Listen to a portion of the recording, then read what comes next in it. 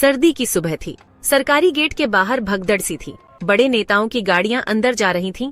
Police वाले अपनी wireless set पर कुछ न कुछ बड़बड़ा रहे थे और हर कोई किसी वीआईपी के स्वागत की तैयारी में लगा हुआ था। उसी चहल पहल के बीच एक दुबला पतला बुजुर्ग धीरे धीरे लाठी के सहारे चलते हुए उस वीआईपी गेट की तरफ बढ़ा। उसकी उम्र करीब 75 से 80 के आसपास रही होगी। एक पुराना सा खादी का कुर्ता, धोती के नीचे जगह जगह रफू किए हुए पैबंद, पैरों में घिसे हुए चप्पल और कांपते हाथों में एक पीला पड़ा हुआ लिफाफा।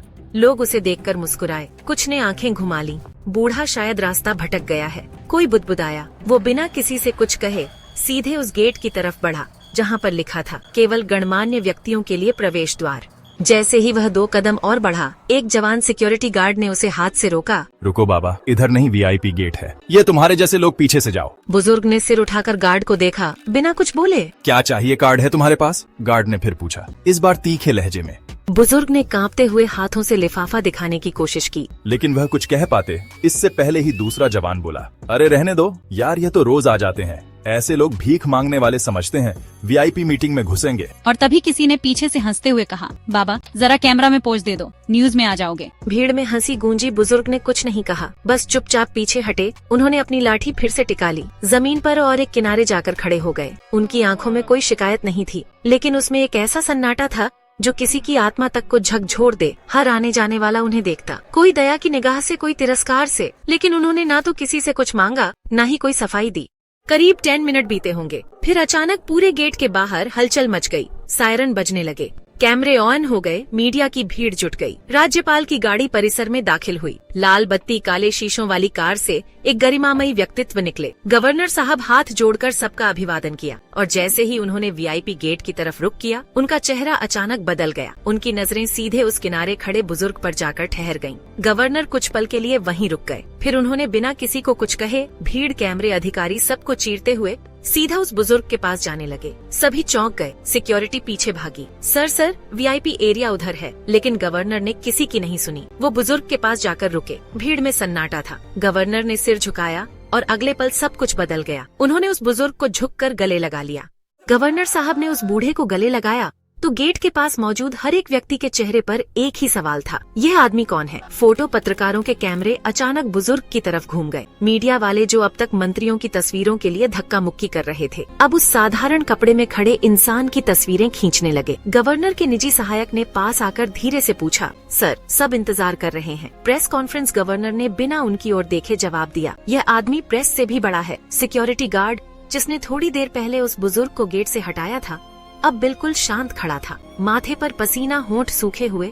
उसी समय मीडिया वालों में से एक ने हिम्मत कर पूछा, सर माफ कीजिए, क्या हम जान सकते हैं ये कौन है? गवर्नर ने उनकी तरफ देखा, फिर उस बुजुर्ग के कंधे पर हाथ रखकर कहा, इन्हें आप क्या जानेंगे? अगर यह न होते तो शायद मैं आज गवर्नर नहीं होता। यही मेरे स्कूल के समय हिंदी और नैतिक शिक्षा के शिक्षक थे। श्री देवकी नंदन जी उस समय गांव के स्कूल में पढ़ाते थे। एक दिन जब मैं पढ़ाई छोड़ने वाला था क्योंकि घर में पैसे नहीं थे, इन्होंने मुझे स्कूल के बाद बैठाकर खुद पढ़ाया, अपनी तनख्वाह से मेरी फीस भरी और आज मैं जो हूँ इनकी वजह से हूँ।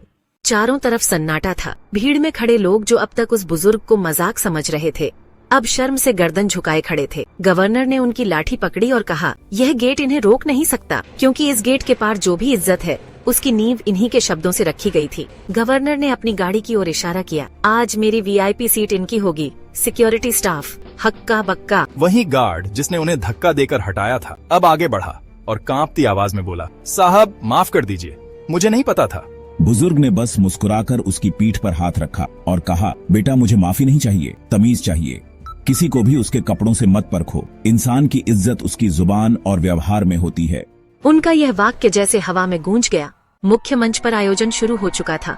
राज्य भर से आए बड़े बड़े नेता, अफसर, समाज सेवी और मीडिया की भीड़ वहां मौजूद थी। लेकिन अब सबकी नजरें उस आदमी पर थीं जिसे थोड़ी देर पहले कोई पहचानता तक नहीं था। श्री देवकी नंदन जी। गवर्नर ने मंच पर पहुंचते ही माइक संभाला। पूरे पंडाल में एकदम सन्नाटा था। उन्होंने भाषण की शुरुआत किसी नेता की तरह नहीं, एक विद्यार्थी की तरह की। आज का दिन मेरे लिए कोई औपचारिकता नहीं, एक कर्ज चुकाने का दिन है, एक ऐसा कर्ज जो मैं जीवन भर नहीं चुका पाया। फिर उन्होंने सारी घटना विस्तार से बताई, कैसे उन्होंने स्कूल छोड़ने का मन बना लिया था, कैसे उनके पिता की मृत्यु के बाद घर की हालत बिगड़ गई थी और कैसे एक शिक्षक ने न सिर्फ उन्हें पढ़ाया बल्कि इंसान बनना सिखाया। अगर आज मैं यहाँ खड़ा हूँ तो इसलिए क्योंकि एक व्यक्ति ने बिना किसी स्वार्थ के मुझे सहारा दिया, और आज जब उन्हें इस गेट पर रोक दिया गया तब मुझे एहसास हुआ कि हमारी व्यवस्था ने इंसान को पहचानना भूल लिया है। राज्य सरकार की ओर से मैं यह घोषणा करता हूँ कि श्री देवकीनंदन जी को इस वर्ष का राज्य शिक्षक सम्मान और जीवन गौरव पुरस्कार प्रदान किया जाएगा। साथ ही राज्य में एक सरकारी स्कूल का नाम इन पर रखा जाएगा। पूरा पंडाल तालियों से गूंज उठा। मैंने जीवन में कभी सम्मान की उम्मीद नहीं की, बस यही चाहा कि मेरे विद्यार्थी अच्छे इंसान बने, और आज एक विद्यार्थी ने मुझे यह दिन दिखाया। इससे बड़ा पुरस्कार मेरे लिए कुछ नहीं। वह बार बार अपने गले की कॉलर ठीक कर रहा था। उसकी आंखें नम थीं। आज हम सब ने एक सबक सीखा, वीआईपी कोई गेट से तय नहीं होता, वह जीवन की मेहनत और सेवा से तय होता है। उस दिन की घटना जैसे ही सोशल मीडिया पर वायरल हुई, बुजुर्ग शिक्षक को गेट से भगाया गया, गवर्नर ने गले लगाया। ये हेडलाइन हर न्यूज चैनल पर चल रही थी। ऐसे ही लोग असली हीरो हैं। आज भी असली गुरु जिंदा है। हमने बुजुर्गों को परखना भूल गए हैं। देवकीनंदन जी अब भी उसी गांव के एक छोटे से मकान में रहते थे। मीडिया वाले उनके दरवाजे पर कतार में खड़े थे। जो करना था मैंने वर्षों पहले कर दिया। आज जो हो रहा है वह तो मेरे उन बच्चों की कमाई है। उस सिक्योरिटी गार्ड ने खुद पत्र लिखकर माफी मांगी और गवर्नर ने उसी गार्ड को अगले हफ्ते के पब्लिक रिस्पेक्ट ट्रेनिंग कार्यक्रम में भेजा।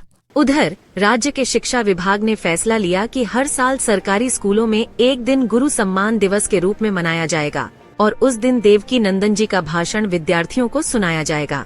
कहानी का असर सिर्फ एक राज्य तक नहीं रहा, पूरे देश में बहस छिड़ गई। क्या हम बुजुर्गों को पहचानना भूल गए हैं? क्या आज का समाज केवल दिखावे से लोगों को मापता है? क्या अब भी कुछ रिश्ते ऐसे हैं जो निस्वार्थ प्रेम से बने हैं? फिर एक दिन जब गवर्नर ने अपने एक पुराने स्कूल समारोह में भाषण दिया, हमने बहुत से नेता, अधिकारी और मंत्री देखे हैं, लेकिन जो बात एक शिक्षक के स्पर्श में होती है वह जीवन बदल देती है। हम कितने भी बड़े बन जाएं, अगर हमने अपने देवकीनंदन को भूल गए तो हमारी ऊंचाई बेकार है। कभी किसी को उसके कपड़ों, उम्र या खामोशी से मत परखो। हो सकता है वह इंसान तुम्हारे जीवन की सबसे बड़ी सीख लेकर आया हो।